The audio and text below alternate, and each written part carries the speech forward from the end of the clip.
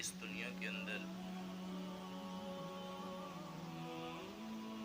ہر انسان کے ہاں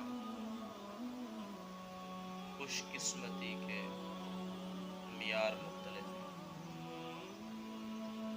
کوئی انسان کسی کو خوش قسمت اس بنا پہ کہتا ہے کہ اس کے پاس دولت ہے،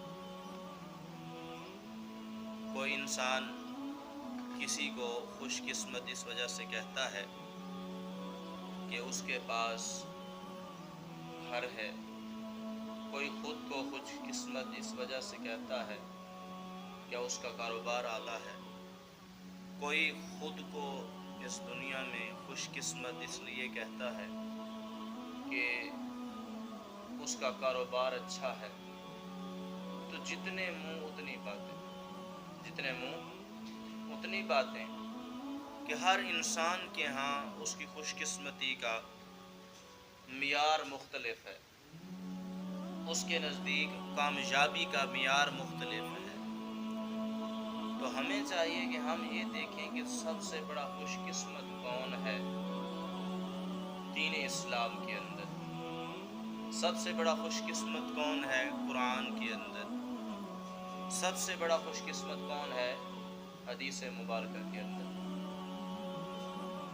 حضور صلی اللہ علیہ وآلہ وسلم کا فرمانی عالی شان، حضور صلی اللہ علیہ وآلہ وسلم نے اپنے صحابہ کرام رضوان اللہ تعالی علیہ مجمعین سے ارشاد فرمایا، کہا کہ اے میرے صحابہ مجھے بتاؤ تمہارا اور تمہارے اہل و عیال، تمہارے مال اور تمہارے اعمال کی مثال کیا ہے۔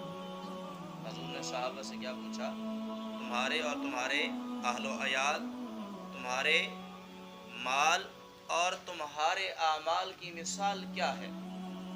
تو صحابہ کرام رضوان اللہ تعالی علیہ مجمعین نے حضور صلی اللہ علیہ وآلہ وسلم سے ارشاد فرمایا، اللہ عالم و رسول عالم، کہ اللہ بہتر جانتا ہے، اس کا رسول بہتر جانتا ہے، ہم نہیں جانتے کہ ہمارے اہل و عیال، ہمارے مال اور ہماری نامہ اعمال کی مثال کیا ہے۔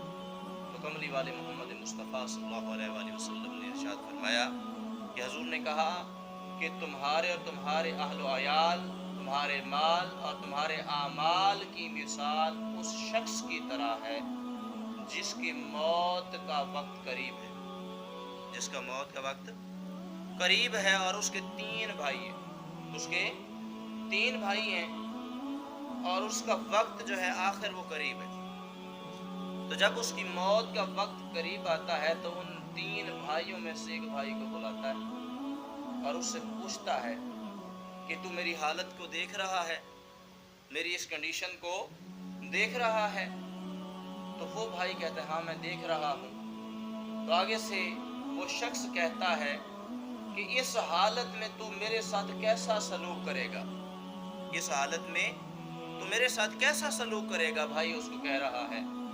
تو وہ بھائی جو پہلا جس سے اس نے سوال کیا تھا، فرمایا کہ وہ اس سے کہتا ہے کہ جب تک تو حیات ہے میں تیرے ساتھ ہوں، جب تک تو حیات ہے میں تمہارے ساتھ ہوں، جب اس دنیا سے پردہ کر جائے گا تو اس وقت جو ہے میں تمہارا ساتھ کہاں تک دوں گا کہ دفن کرنے سے پہلے تمہیں اچھی طرح سے غسل دوں گا، کفن دوں گا، نماز جنازہ کے لیے تمہیں لے جاؤں گا، کبھی خود اپنے کندھے پہ تیرا جنازہ اٹھاؤں گا، کبھی کوئی دوسرا دوست اٹھائے گا، پھر تمہیں جا کر جو ہے سپرد خاک کروں گا، دفن کرنے کے بعد گھر واپس لوٹاؤں۔ میرا ساتھ تمہارے ساتھ کتنے تک ہے؟ دفن کرنے تک۔ میرا ساتھ کہاں تک ہے؟ دفن کرنے تک۔ تو حضور صلی اللہ علیہ وآلہ وسلم نے صحابہ کرام سے پوچھا، اے میرے صحابہ بتاؤ کیا یہ شخص جو اس کو دفن کرنے تک کی بات کر رہا ہے تمہارے خیال میں یہ کیا ہے، کیا یہ ٹھیک ہے؟ تو صحابہ کرام رضوان اللہ تعالی علیہ مجمعین نے کہا ہم اس میں کوئی اچھائی نہیں دیکھتے، ہم اس میں کوئی بھلائی نہیں دیکھتے۔ تو حضور صلی اللہ علیہ وآلہ وسلم نے ارشاد فرمایا کہ یہ جو اس کا بھائی ہے، جو اس کے وقت موت قریب ہے، اور اس کی تمام ضروریات پوری کرنے کے لیے تیار ہے. جب اس دنیا سے چلا جائے اس کو غسل دینے کے لیے تیار ہے, کفن دفن دینے کے لیے تیار ہے, اس کا جنازہ اٹھانے کے لیے تیار ہے, قبرستان میں جا کے دفن کرنے کے لیے تیار ہے. وہاں تک جو ساتھ دے گا, فرمایا کہ یہ اس کے اصل میں دنیا کے اندر اہل و عیال ہے. یہ کون ہے؟ اہل و عیال, جو ہمارے گھر والے خاندان والے ہیں. آپ کے خاندان کا تعلق آپ کی ذات کے ساتھ صرف اور صرف کیا ہے؟